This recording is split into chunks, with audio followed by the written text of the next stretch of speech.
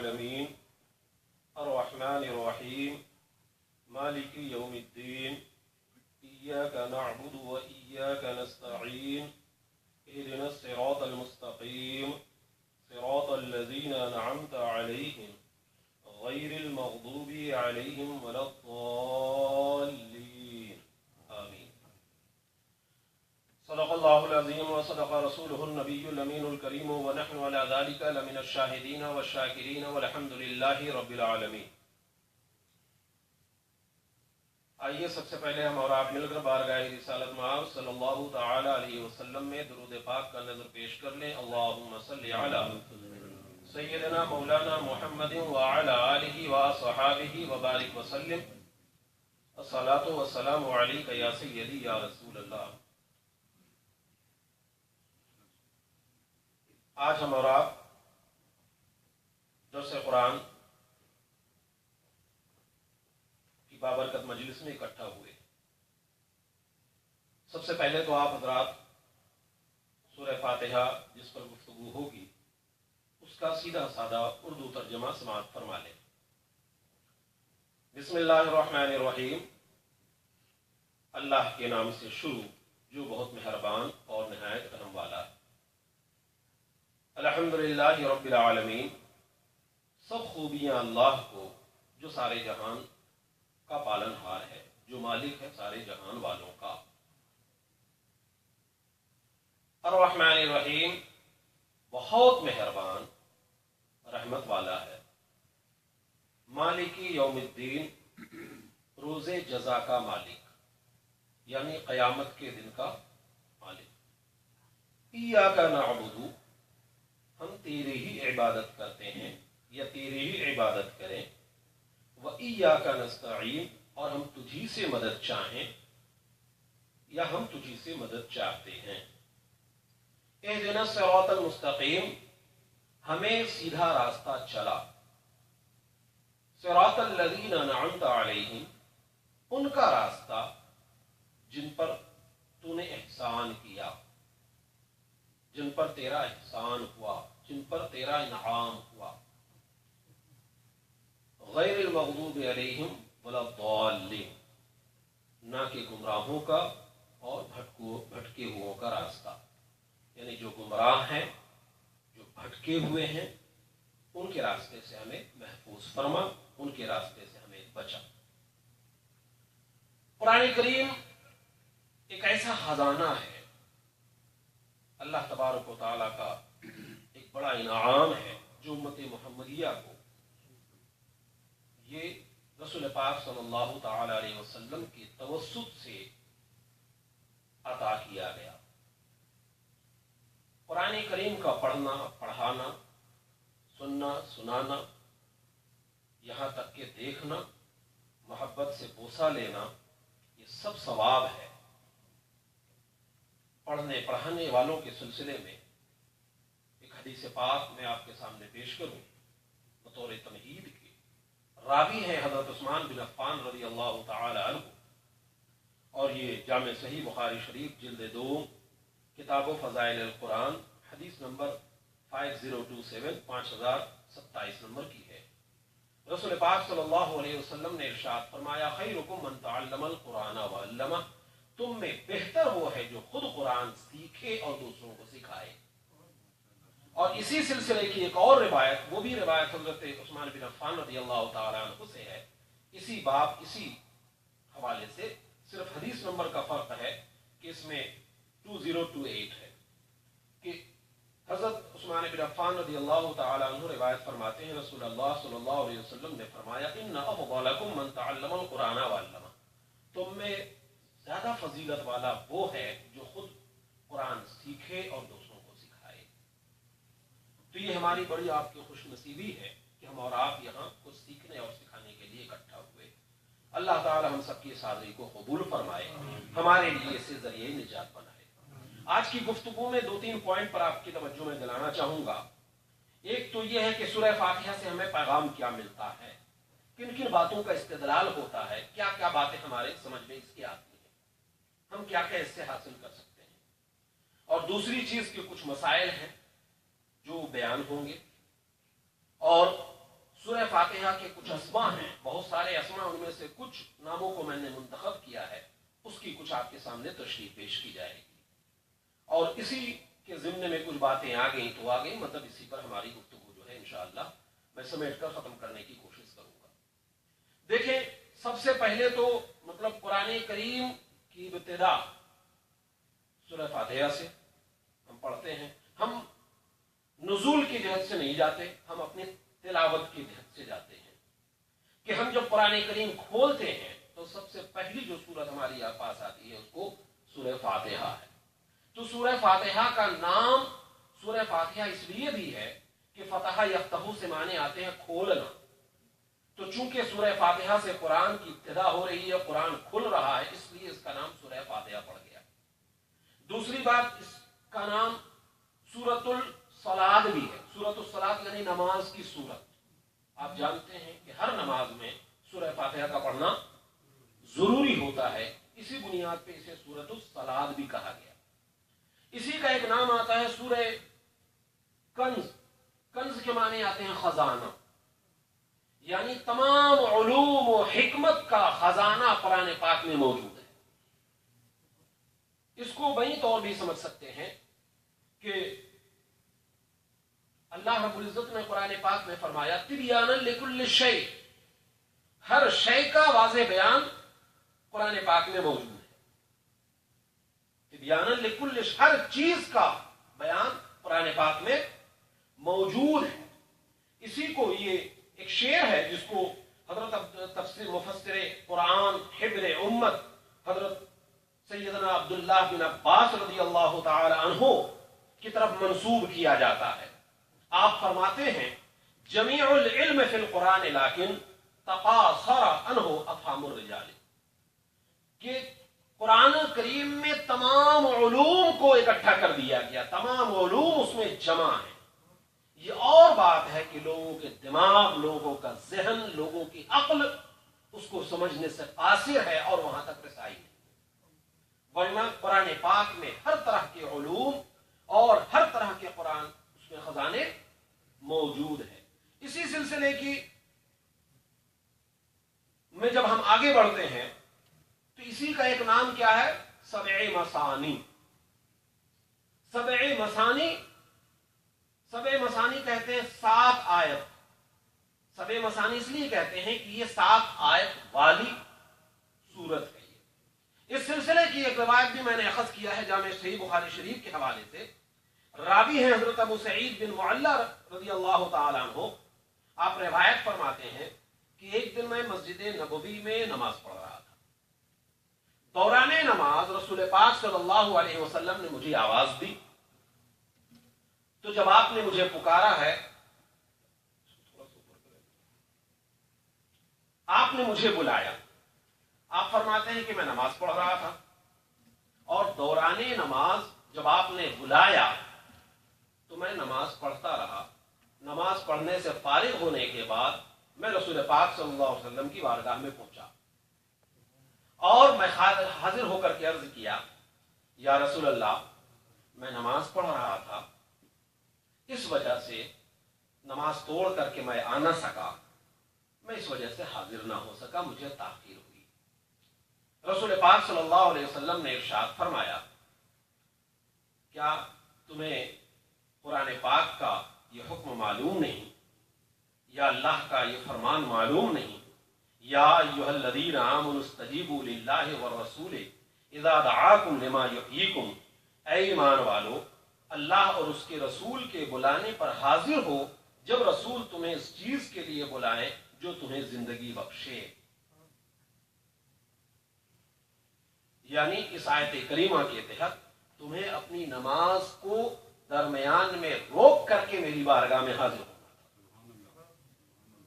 मैं थोड़ा सा इस मसले को पहले वजाहत कर दूं, फिर मैं हदीस को आगे बढ़ाऊं कि फक़हा लिखते हैं कि अगर रसूल पाक सल्लल्लाहु अलैहि वसल्लम अगर किसी को बुलाएं और बंदा फर्ज नमाज भी पढ़ रहा हो तो ऐसी सूरत में फर्ज है कि वो नबी की बारगाह में उनकी आवाज पर लब्बैक कहता हुआ पहुंचे।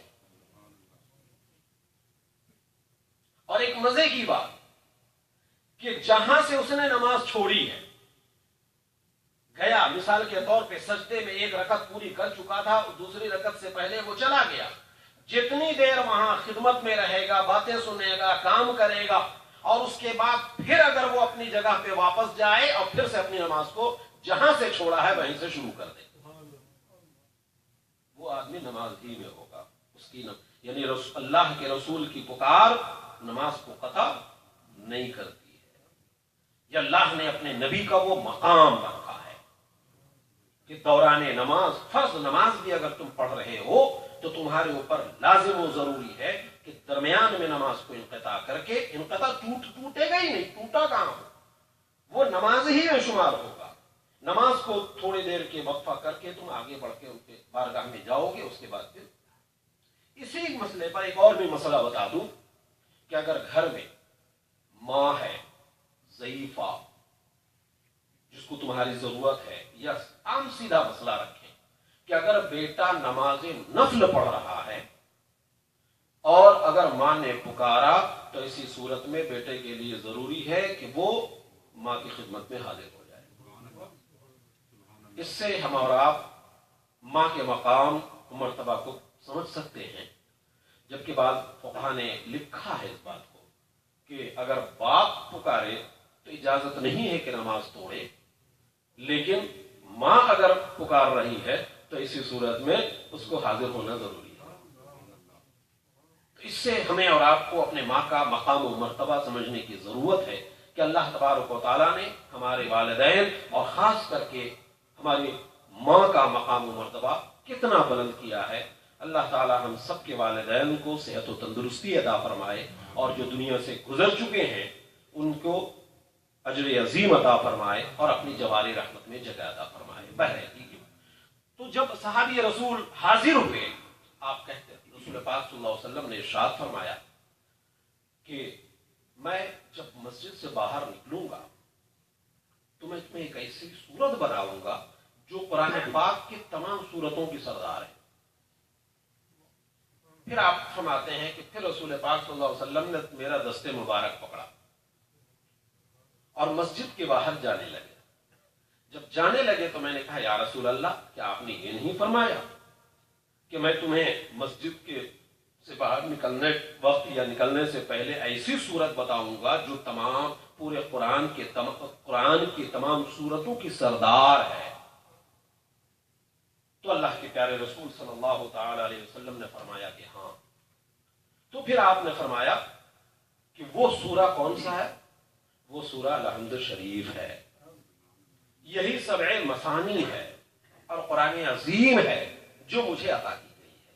یہ حوالہ تھا، حوالہ بھی سن لے، بخاری شریف جلد 2 کتاب التفسیر، باب ما جاء فی فاتحۃ الکتاب، حدیث نمبر ہے 4703 اور 4704، اور پھر بخاری شریف کتاب و فضائل القرآن میں بھی ہے، حدیث نمبر ہے 5006۔ تو یہ سبع مثانی بھی کہا جاتا ہے اس لیے کہ بار بار ان 7 آیتوں پر سورہ فاتحہ مشتمل ہے اور بار بار اسے پڑھا جاتا ہے۔ سورہ فاتحہ کا ایک اور نام آتا ہے جس کی میں تھوڑی تشریح کرنا چاہوں گا، اسے کہتے ہیں سورۃ الشفاء۔ سورۃ الشفاء، بلکہ بخاری کے حوالے سے میں پہلے یہ بتاتا چلوں کہ صحابہ کرام نے زہر مطلب بچھو اور سانپ جیسے زہریلے جانور کے ڈسے ہوئے پر یا ڈنک مارے ہوئے پر سورہ فاتحہ پڑھ کر کے دم کیا ہے اور اللہ تعالیٰ نے اس کے برکت سے شفا دی ہے۔ میں پورے واقعے کی طرف نہیں جاؤں گا، لیکن بڑی ذمہ داری کے ساتھ بخاری کے حوالے سے کہ صحابی کا واقعہ ایسا بخاری شریف میں موجود ہے کہ آپ نے بچھو کے ڈنک زدہ فرد کو آپ نے سورہ فاتحہ پڑھ کر کے دم کیا ہے، پھونکا ہے۔ تو اس کے اندر کیا ہے؟ سورت، اس کا ایک نام ہے سورۃ الشفاء، کہ اللہ تعالیٰ قرآن کی ہر آیت میں شفا ہے، لیکن اللہ تبارک و تعالیٰ نے سورۃ فاتحہ میں خصوصی طور پہ وہ فضیلت رکھی ہے کہ اسے شفا بنایا ہے مسلمانوں کے لیے۔ ورنہ قرآن پاک میں فرمایا گیا وَنُنَزِّلُ مِنَ الْقُرْآنِ مَا هُوَ شِفَاءٌ وَرَحْمَةٌ لِّلْمُؤْمِنِينَ، اور ہم نازل کرتے ہیں اور ہم قرآن میں اتارتے ہیں وہ چیز جو ایمان والوں کے لیے شفا اور رحمت ہے۔ اور یہاں پہ ایک چیز اور تھوڑی سی میں وضاحت کر دوں کہ شفا سے مراد آدمی بیمار دونوں طرح سے ہوتا ہے، جسمانی بیماری بھی ہوتی ہے اور روحانی بیماری بھی ہوتی ہے۔ جسمانی بیماری کا بھی علاج قرآن میں موجود ہے اور روحانی بیماری کا بھی علاج قرآن میں موجود ہے، یعنی جسم اور روح دونوں کے لیے یہ قرآن پاک شفا ہے۔ سورہ فاتحہ کیا کہتے ہیں؟ شفا ہے۔ اسی لیے شعر مجھے پسند آیا تھا کہ دل پردرد رات دوا قرآن، رنجیدہ دل کی دوا قرآن ہے، غمزدہ دل کے پریشان دل کی دوا قرآن ہے، جان مجروح را شفا قرآن، زخمی جان زخمی روح کے لیے شفا قرآن ہے۔ ہر چ جوئی زنت سے قرآن جو، یہ اصل میں میرے ذہن میں تو نہیں آ رہا ہے، لیکن شعر کا جو معیار ہے اور یہ جو فارسی کے الفاظ ہیں وہ خود چیخ چیخ کر مجھے یہ آواز دے رہا ہے کہ بہر کیف یہ ڈاکٹر سر علامہ اقبال مرحوم کا یہ شعر ہے۔ میں اس پر یقین تو مجھے تھوڑا سا تشویش ہے، میں کنفیوژن میں ہوں، لیکن شعر کا انداز اور شعر اور جملے، یہ نباز قوم کی آواز ہے، وہ مجھے پکار پکار کی بتا رہا ہے۔ تو لکھتے ہیں کہ دل پردرد را دوا قرآن، جان مجروح را شفا قرآن، ہر چجوئی زنت سے قرآن جو کچھ تلاش کرنا ہے قرآن کی آیتوں سے تلاش کر، جو کچھ بھی تم ڈھونڈنا چاہتے ہو قرآن کی آیتوں میں ڈھونڈو، کہ بود گنج علم ہا قرآن، کہ تمام علوم کا خزانہ یہ قرآن پاک ہے۔ تو یہ اس طرح کے بہت سارے نام ہیں اور میں اس نام کے آگے نہیں جانا چاہوں گا، تفصیل ہو جائے گی۔ تو بہت سارے نام یہاں پہ میں جب مطالعہ کر رہا تھا تو ایک عربی شاعر کا ایک شعر مجھے پسند آیا تھا، جس کو میں نے اپنی کتاب میں بھی نقل کیا ہے۔ وَعْلَمْ بِأَنَّ كَثْرَةَ الْأَسَامِي دَلَالَةً أَنَّ الْمُسَمَّى سَامِي، تم یہ جان لو کہ ناموں کی کثرت، ناموں کا زیادہ ہونا، بھائی اس کی بات کیا کرتے، وہ تو بڑا سخی آدمی ہے، بہت عادل ہے، بہت اچھا قاری ہے، بہت نیک ہے نا، صفتی نام بھی ہوتے ہیں نا، تو مطلب اس کی ایک بڑکپن دکھائی دیتا ہے، اس کے اندر بہت سارے اوصاف ہیں، بڑی خوبیوں کا مالک ہے۔ تو شاعر کہتا ہے وَعْلَمْ بِأَنَّ كَثْرَةَ الْأَسَامِي دَلَالَةً أَنَّ الْمُسَمَّى سَامِي، تم یہ بات جان لو کہ ناموں کی کثرت شے کے بلند مرتبہ ہونے پر دلالت کرتی ہے۔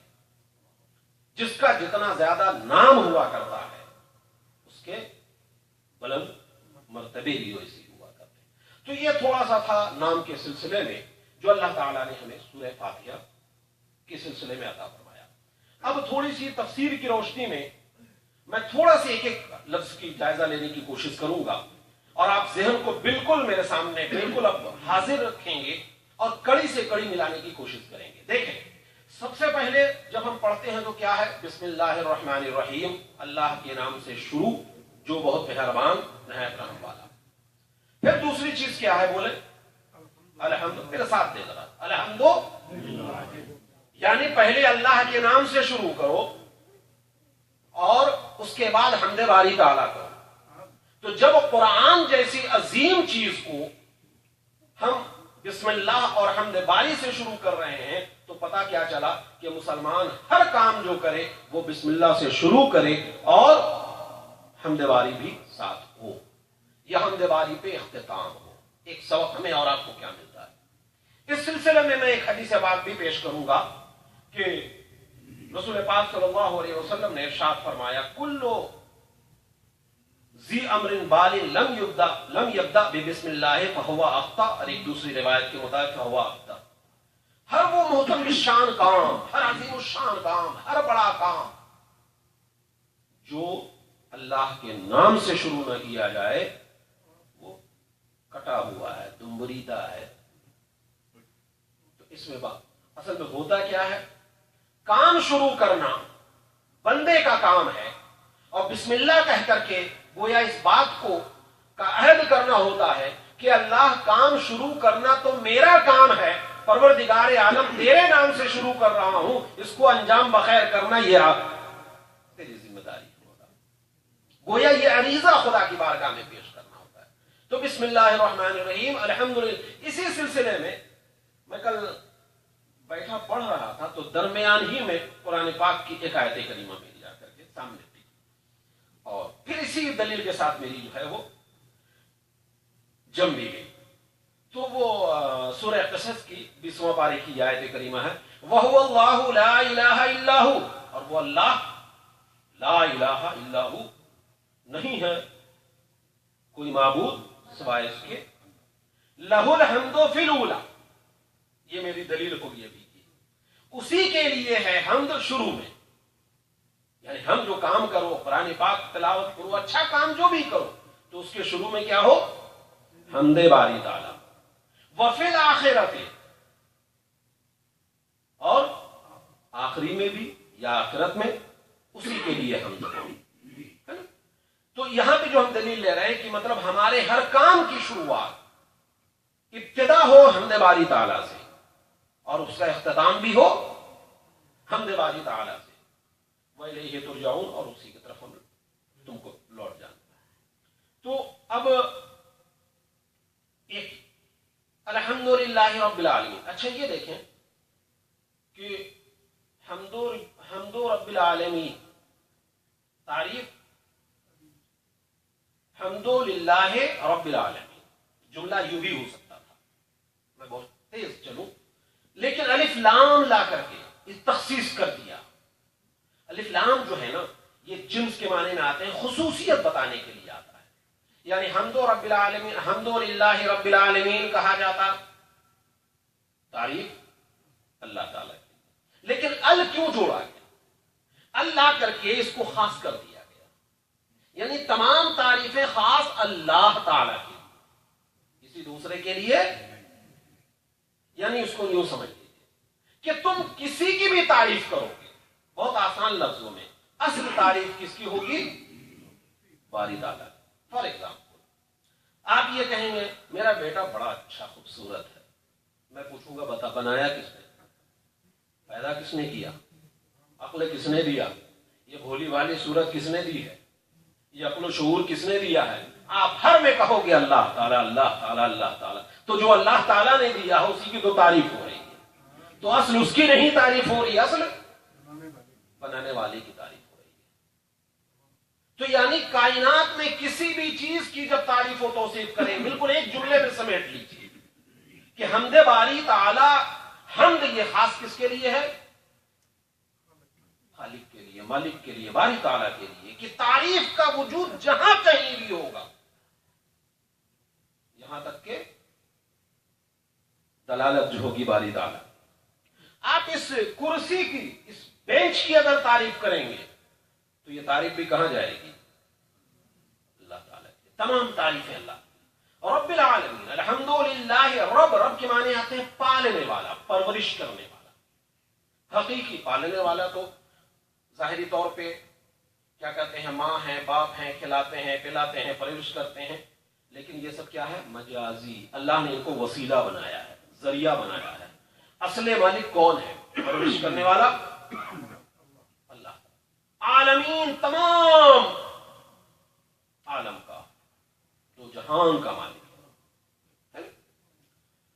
तो ये जो अल्लाह, अब एक यहां से देख, अल्हम्दुलिल्लाह रब्बिल आलमीन, तमाम तारीफें अल्लाह के लिए। अगर एक सवाल हो कि दुनिया का पालनहार कौन, बारी ताला रब्बुल आलमीन, तो गोया कुरान करीम का सूरह फातिहा की ये आयत बता रही है कि अल्लाह ही जो है सारे का पालनहार है। कुरान पाक की सूरत में देखें, मैं एक पहले एक खाका बता करके पेश कर दूं कि सूरह फातिहा के अंदर अगर आप देखेंगे तो इसमें क्या कहते हैं, रुबूबियत का जिक्र है, यानी अल्लाह रब्बुल आलमीन, है ना, अल्लाह की रहमत का तस्करा है, क्योंकि क्या फरमाया, अर्रहमानिर रहीम, अर्रहमानिर रहीम। उबूदियत, इबादत हो किसके लिए, कुरान सूरह फातिहा से समझ में आ गया कि इबादत अगर होगी तो किसके लिए, सिर्फ अल्लाह ताला के लिए। क्यों, हम क्या पढ़ते हैं, इय्याका नअबुदु, हम तेरी ही इबादत करते हैं। यहां पे تھوڑا گرامر کے لحاظ سے ذرا سا یہ میں کلاس کے اس میں زمرے میں آپ کو لے آتا ہوں. دیکھیں ہمیشہ جو فعل جو جملے بنتے ہیں انگلش والے بھی سب سے پہلے کیا آتا ہے؟ سبجیکٹ، ورب، اس کے بعد آبجیکٹ. یہی ہوتا ہے نا؟ یا ورب سبجیکٹ آبجیکٹ. یہی ہے جملے کا طریقہ بنانے کا. انڈرسٹینڈ؟ سمجھ لو نا. انگلش میں بھی تو یہی ہوتا ہے نا. طریقہ یہی ہے. لیکن دیکھیں ایاکا جو ہے آبجیکٹ ہے اور نعبدو ورب اور سبجیکٹ بعد میں ہے. تو اصل میں عربی گرامر کا قاعدہ یہ ہے جس کا حق پہلے ہے اس کو اٹھا کے بعد میں رکھا، بعد والے کو پہلے رکھ گا. تو اس سے کیا ہوتا ہے؟ حصر کا فائدہ دیتا ہے. حصر کہتے ہیں کسی کی ساری خوبیوں کو کسی ایک میں منحصر کر دینا. جیسے آپ نے کچھ کینڈی تقسیم کیا، گھر میں لے کر کے آئے اور آپ نے کہا اپنے بچے کو یہ تمہارے لیے ہے. تو یہ تمہارے لیے ہے تو کیا مطلب ہے؟ ایسا تو نہیں ہے کہ دوسرے کے لیے نہیں ہو سکتا ہے نا. گنجائش ہے نا.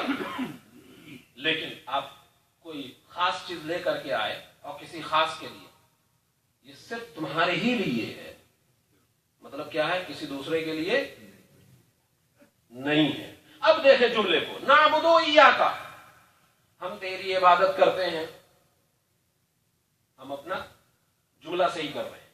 نعبدو ایاکا، ہم تیری عبادت کرتے ہیں. تو شبہ کی گنجائش ہے کہ نہیں؟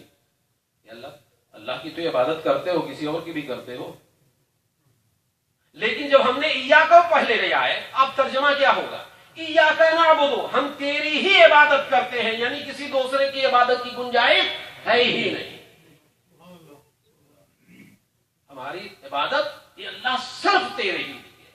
بلکہ دیکھیے، اچھا یہاں پہ دیکھیے ایک اور ذہن بات پوائنٹ آ رہی ہے. دیکھیے دو چیزیں یہاں سمجھ میں آ رہی ہے. ایک تو یہ ہے کہ باری تعالی ہمیں سبق دے رہا ہے کہ بندے عبادت نام کی کوئی چیز ہوگی تو صرف باری تعالی کے لیے. اب تجھے میں تعلیم دے رہا ہوں ایاکا نعبدو سے، ہے کہ نہیں؟ اور ادھر سے جب تعلیم ہمیں مل رہی ہے تو ہم اسی بات کا اپنی زبان، اپنے ایقان، اپنے ذہن سے گویا اعادہ بھی کر رہے ہیں کہ میرے مولا تو نے جیسا حکم فرمایا ہے کہ عبادت تیرے سوا اور کسی کی نہیں ہوگی، تو ایاکا نعبدو، ہم صرف اور صرف تیری ہی عبادت کریں. گویا ہمارا اقرار بھی ہے، ہمارا اس کا ایقان بھی ہے کہ اس حکم ہم نے قبول بھی کیا، اور قبول کرنے کے بعد ہم اس پر کھڑے ہیں، کھڑے اتر کر کے ہم اس کو پیش بھی کر رہے ہیں. اللہ ہم تیری ہی عبادت کرتے ہیں. یہ ایک منظر جو ہے سامنے آتا ہے. ٹھیک ہے. اچھا تھوڑا سا اور آگے چلیں آیت میں. ایاکا نعبدو و ایاکا نستعین. یہاں پر بھی دیکھو نستعین و ایاکا، بات وہی ہے جو ابھی ہے انس میں. یعنی ہم تجھی سے مدد چاہیں، کسی غیر سے مدد نہیں چاہتے. یعنی خالق یا اللہ، ہم تجھی سے مدد چاہتے ہیں. تجھی سے تو سارے کی نفی ہو گئی. لیکن اب یہاں پر اس کا یہ مطلب، یہاں پہ دیکھیے میں نے پہلے ہی جیسے سمجھایا کہ ایک ہوتا ہے حقیقی پالنہار اور ایک ہوتا ہے مجازی پالنہار.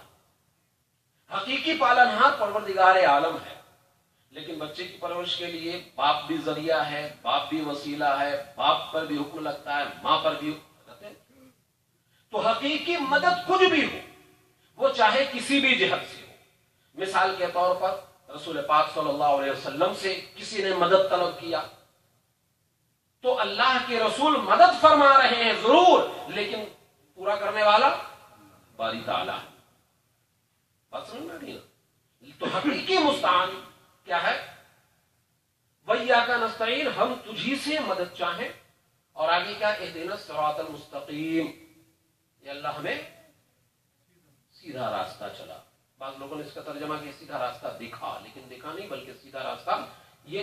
اچھا اهْدِنَا الصِّرَاطَ میں ایک اور پوائنٹ مل رہا ہے. اهْدِنَا، یہ اللہ ہمیں سیدھا راستہ چلا. اب یہ بتا دیجئے خدا کی بارگاہ میں اب کیا کر رہے ہیں؟ ریکویسٹ تو ہے، گزارش ہی تو ہے، دعا ہی تو ہے. یعنی کیا مطلب؟ سورہ فاتحہ اس بات کی تعلیم دے رہا ہے کہ دعا اللہ کی بارگاہ میں کرو. کیا پتا چلا؟ اچھا फिर से शुरू ले लें, अल्हम्दुलिल्लाह रब्बिल आलमीन अर्रहमानिर रहीम मालिकी यौमिद्दीन, ये बीच में दरमियान में रह गया, आप लोग ध्यान कहां रखे हुए हैं? मालिकी यौमिद्दीन, रोजे जजा का मालिक। क्या मतलब? सूरह फातिहा आपको पुकार पुकार कर कह रहा है कि रोजे जजा का मालिक, कयामत के दिन का मालिक, आखिरत के दिन का मालिक। यानी क्या मतलब? इस दुनिया में जो तुम हो, यही दुनिया तुम्हारे लिए बस नहीं है, बल्कि इस दुनिया के बाद भी। यानी सूरह फातिहा किस बात की दलालत कर रहा है? रोजे कयामत को बता रहा है। बस नहीं, मालिके यौमिद्दीन, कयामत के दिन का मालिक। यानी जैसे ही आप सूरह फातिहा तिलावत कर रहे हो, आपके जहन में यह तसव्वुर हो जाना चाहिए कि आखिरत, यही दुनिया हमारे लिए बस नहीं है, यह दुनिया हमारा ठिकाना आरजी है। और जब आरजी है, जब यह तसव्वुर होगा तो जाहिर सी बात है, गोया हम सोचेंगे जब आगे की दुनिया में हमें जाना है तो हमें उसकी तैयारी भी करनी है। और उसी को रसूल पाक सल्लल्लाहु अलैहि वसल्लम ने इरशाद फरमाया, दुनिया मजरुल आखिरत, दुनिया क्या है? आखिरत की खेती है। तुम जैसा बोओगे कल कयामत के दिन उसे पाओगे। ठीक है ना? तो एक तालीम क्या मिली सूरह फातिहा से कि दुनिया काम करने की जगह है, दुनिया दारुल अमर है, दुनिया दारुल करार नहीं है। दारुल करार दारे आखिरत है, दारुल करार दारे कयामत है। और एक न एक दिन सबको लौट करके हमें जाना है। मतलब तेज करो तो और आगे चले, इय्याका नअबुदु व इय्याका नस्तईन, इय्याका नअबुदु मालिकी यौमिद्दीन, इय्याका नअबुदु व इय्याका नस्तईन, इहदिनस सिरातल मुस्तकीम। हमें सीधा रास्ता चलाओ। सीधा रास्ता किसका सीधा रास्ता? कौन से लोग हैं, है ना? बल्कि ये हमारे और आपके लिए बहुत बड़े अकीदा कहिए, हमारे आमाल कहिए, इन सारी चीजों का मदार भी इसको समझने पर है कि हमें सीधा रास्ता चला। अब जाहिर सी बात है, हमारे पास मुख्तलिफ रास्ते आते हैं। मेरा अपना एक मिजाज है, किसी खास की तरफ हमारी कोई गुंजाइश नहीं होती कि मैं उसकी तरफ आपको इशारा करूं, है ना? सिर्फ हमें और आपको क्या करना है कि कुरान ने जो रास्ता दिया है, हमें उसको देखने की जरूरत है और उसी को परखने की जरूरत है, उस रास्ते पर चलने की जरूरत है। इहदिनस सिरातल मुस्तकीम, हमें सीधा रास्ता चला। सिरातल लज़ीना अनअमता, उनका रास्ता जिन पर तूने इनाम किया है, जिन पर तूने एहसान किया है। अब हमें यह सिर्फ देखना है कि इनाम बारी ताला किन लोगों पर, एहसान बारी ताला किन लोगों पर, फजले इलाही किन लोगों पर हुआ है। बस इसी को हमें तलाश करना है और उसी के रास्ते से हमें आपको चलना है।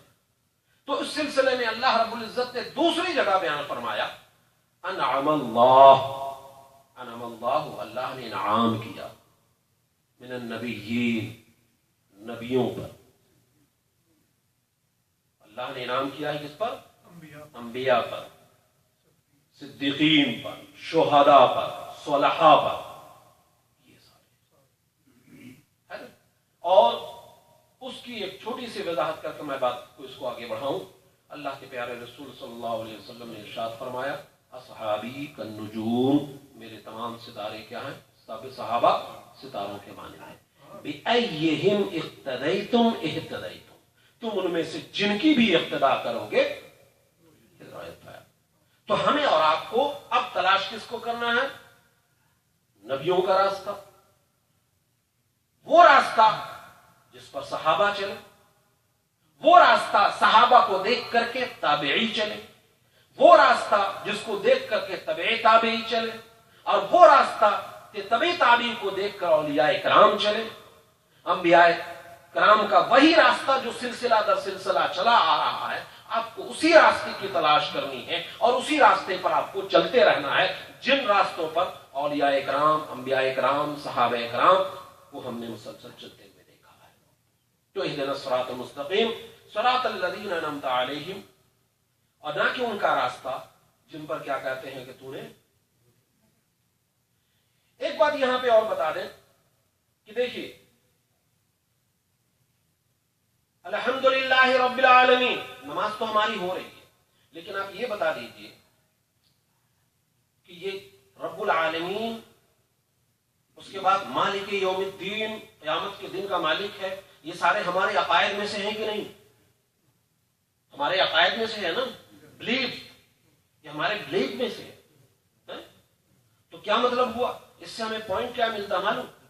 پوائنٹ ہمیں یہ مل رہا ہے کہ پہلے اعتقاد اور عقیدے کی درستگی یہ بہت ضروری ہے، یعنی یوں کہہ لیجئے کہ پہلے ایمان کا ہونا یہ لازم و ضروری ہے، اس کے بعد جا کر کے عمل کا دور آتا ہے۔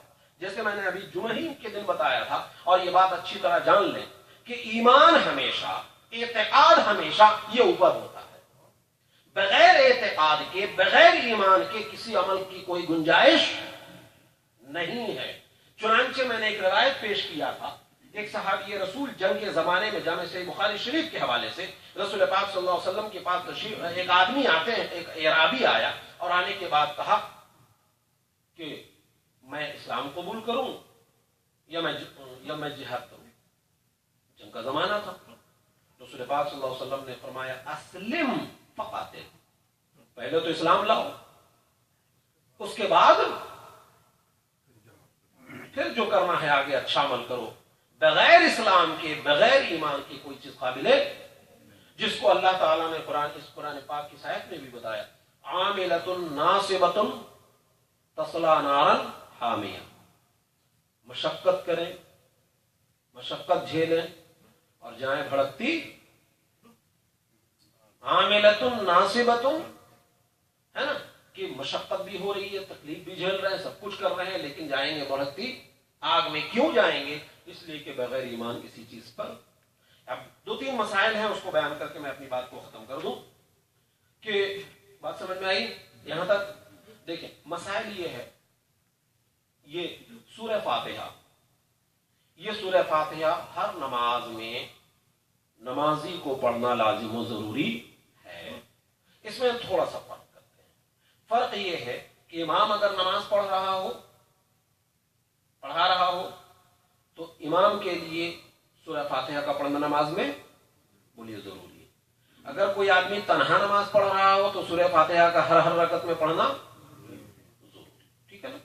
لیکن اگر امام کے پیچھے نماز پڑھی جا رہی ہے تو ایسی صورت میں مقتدی جو ہیں خاموش رہیں گے، امام کی قرأت مقتدی کی قرأت ہے۔ میں دونوں مسئلے کو، چونکہ یہاں زیادہ تر ہمارے اس میں کیا کہتے ہیں، امام اعظم ابو حنیفہ رحمۃ اللہ علیہ کے ہم لوگ انہی کے راستے پر چلنے والے ہیں، اور امام شافعی کے لوگ بھی رہتے ہیں، تو اسی لیے ان دونوں کے مسئلوں کو میں سامنے رکھ دے رہا ہوں۔ تو امام اعظم ابو حنیفہ کے، اچھا کیوں پڑھنا ضروری، ایک اہم سوال ہے نا، سورہ فاتحہ کیوں؟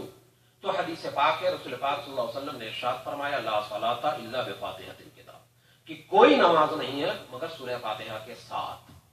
تو اسی حدیث سے استدلال کرتے ہوئے امام شافعی کے نزدیک مقتدی اور امام دونوں کے لیے پڑھنا واجب، ٹھیک ہے نا؟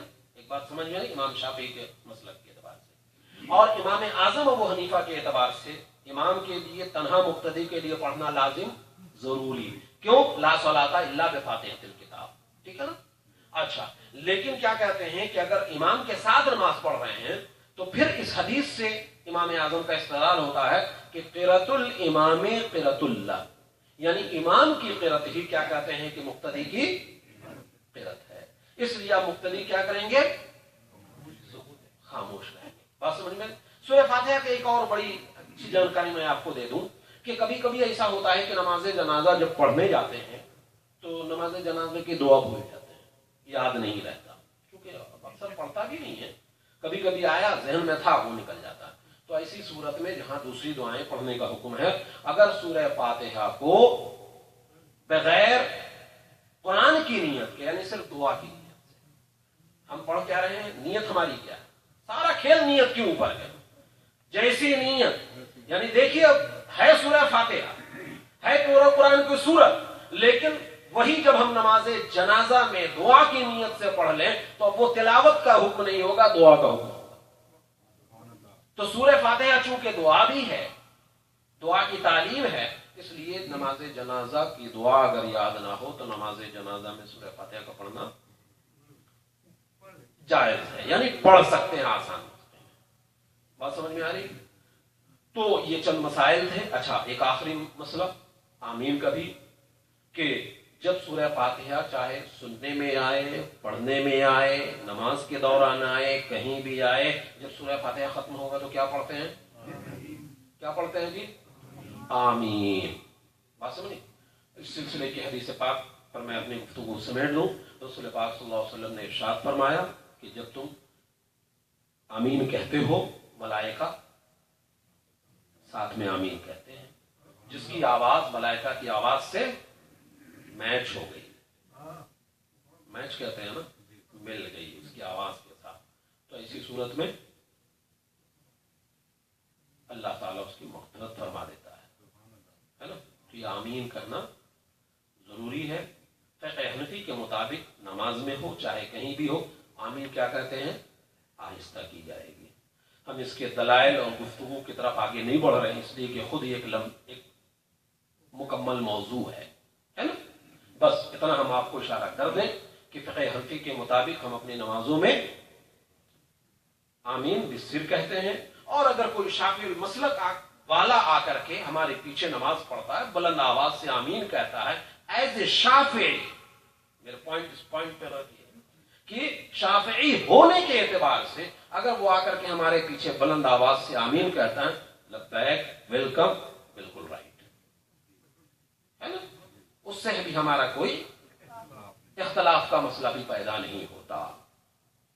बस समझे कि उनकी दलील अपनी जगह पर है और हमारा बुजुर्गों का, फुक़हा का ये अपनी जगह मुसल्लम है कि चाहे वो इमाम आज़म का मसलक हो और चाहे वो इमाम शाफी का हो, इमाम अहमद बिन हम्बल को, ये सारे हमारे मसालिक के अइम्मा का हर मसलक जो अपनी जगह पे हक़ानियत पर वाज़ेह है। हाँ, थोड़ा मोड़ा जरा सा हम जरूर गुंजाइश करने की कोशिश करेंगे। अगर इन चारों से हटकर के कोई मुसल्लत होकर के आमीन कहने की जो कोशिश करता है तो उस पर तो हमारा कलाम ज़रूर होगा। अल्लाह, बात मेरी समझ में आई ना, कि इमाम शाफी के शाफिउल मसलक बन करके आप आओ, अगर कोई आता है और वो बुलंद आवाज से आमीन कहे, कोई मसला नहीं। और फिर एक छोटी सी मैं बात ही बता दूं कि यह आमीन अगर कहा गया तो भी नमाज हो गई और ना कहा गया तो भी नमाज में कोई खराबी। अब आप ये बता दीजिए कि जब सिरे से हमारी नमाज हो रही है तो बस ये आमीन की बहस को क्या महल्ले बहस बनाने की जरूरत पेश आती है?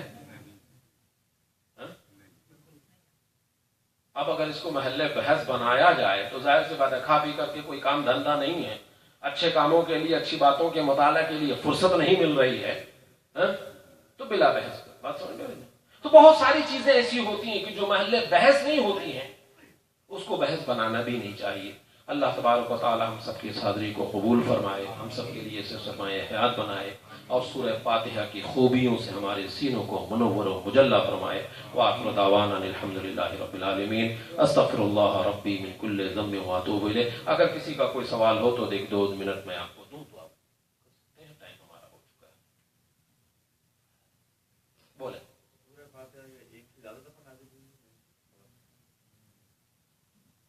नहीं, एक मर्तबा का नुज़ुल तो कोई मसला नहीं, और अगर 2 दफा मान भी लिया जाए तो कोई हर्ज नहीं होता, इसलिए कि बहुत सारी आयतें वो हैं जो मुकर्रर बार बार आती बस में नहीं। तो इसकी मैं पूरी अभी आपको कंफर्म ये जवाब नहीं दे सकता हूँ, क्योंकि जाहिर सी बात है मेरा अपना मिजाज है कि जब तक मेरे आगे मतलब जो निकले उसका मुझे पूरा रेफरेंस हो, है ना। हाँ, बोले।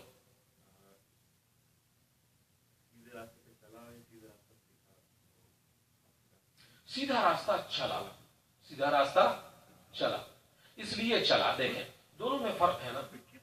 आपने एक बच्चे को इशारा से बता दिया कि यहां से जाओगे, वो सामने जाकर के तुम्हें वो पार्क या कुछ मिल जाएगा, तो आपने उसे दिखा दिया और जाते जाते वो टर्न ले लिया इधर, पार्क की बजाय पहुंच रहा है एयरपोर्ट। लेकिन अगर आपने चला दिया उसे, चलाने का मतलब क्या है, वो आपने पहुंचाया वहां तक, या किसी को, और फिर एक सादे जुमले में किसी मुकर्रिरी का जुमला है जो मैं यूज कर रहा हूं कि सारी जिंदगी देखते गुजर जाएगी तो चलने की बारी कब आएगी।